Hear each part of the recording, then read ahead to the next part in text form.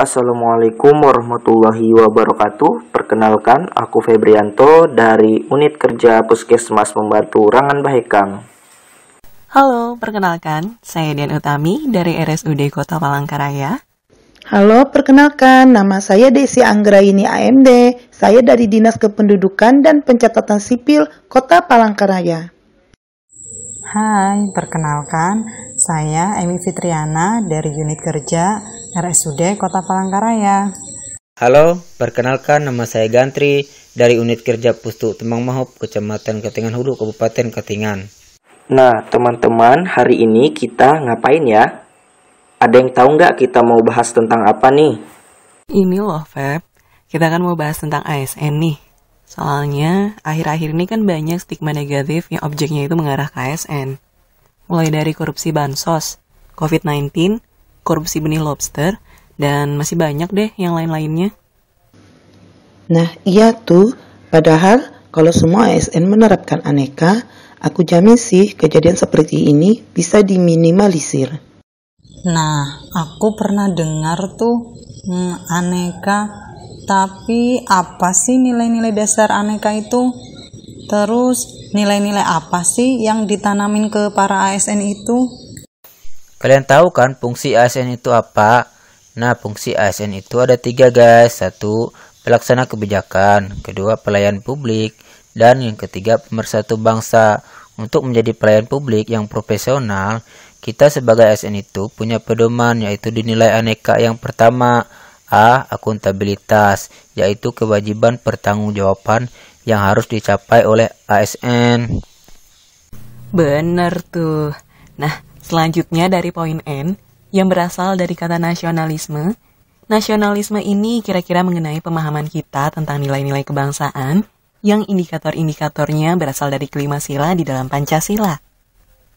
Kemudian yang ketiga itu dari poin E, atau etika publik, di mana etika publik adalah suatu bentuk tanggung jawab kita untuk mencerminkan perilaku yang baik sebagai pelayan publik.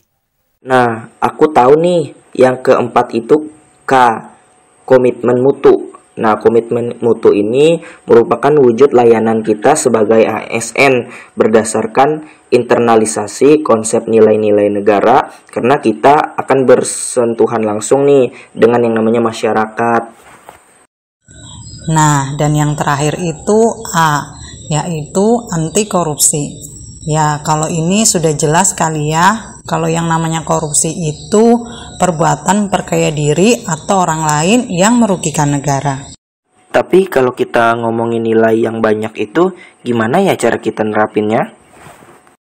Kalau menurut aku sih, bisa kita mulai dari hal-hal kecil yang bisa kita lakukan sendiri. Soalnya, kalau sesuatu itu mudah, nanti kita jadi senang melakukannya dan lama-lama kita terbiasa. Betul tuh Kak Desi. Coba menurut Kak Gentri gimana? Menurut aku, Pep, contoh hal-hal kecil yang berkaitan dengan penerapan akuntabilitas, yaitu dengan kita membuat laporan kinerja tepat waktu. Menurut kamu, Dedian, gimana dari sudut pandangmu tentang nasionalisme? Oke, sederhananya, nasionalisme itu memahami dan menerapkan Pancasila dalam kehidupan sehari-hari. Karena Pancasila ini sudah sangat solid kan ya. Mau kita lihat dari aspek manapun, baik dari aspek spiritual, kemanusiaan, persatuan, sampai aspek keadilan itu udah ada, udah lengkap banget di dalam Pancasila. Jadi kita tinggal menjalankannya aja nih. Dan yang harus kita ingat, kita nggak melulu harus punya nilai atau skor tes wawasan kebangsaan atau tes-tes lain yang tinggi dulu untuk nunjukin rasa nasionalisme kita. Nggak kayak gitu caranya. Caranya yang lebih bagus nih, justru dengan menunjukkan langsung tindakannya. Seperti nggak lupa beribadah di tengah kesibukan kerja, patuh pada aturan pemerintah, menghormati pendapat orang lain di saat rapat, nggak milih-milih berdasarkan suku, ras, agama dalam berteman, sampai nih pakai baju batik di hari Kamis kayak kita biasanya, itu udah nunjukin rasa cinta kita terhadap negara, udah nunjukin rasa nasionalisme kita. Gitu.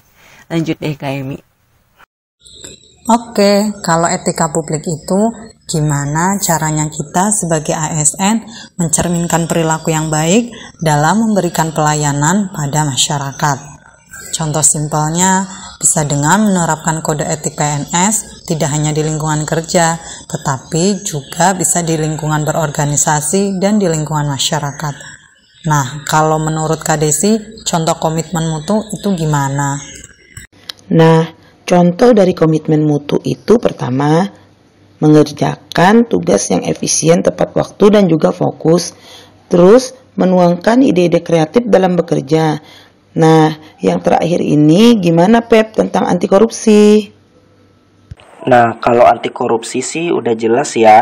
Dari kata-katanya aja udah jelas. Kita sebagai ASN, calon penggerak negeri, calon pemimpin bangsa nantinya, nggak boleh tuh yang namanya korupsi kayak zaman sekarang. Contoh yang bisa kita lakukan sehari-hari yaitu dengan kita absen tepat waktu, jadi kita nggak korupsi waktu, dan juga kita harus berkata jujur. Oke, jadi kayak gitu ya teman-teman.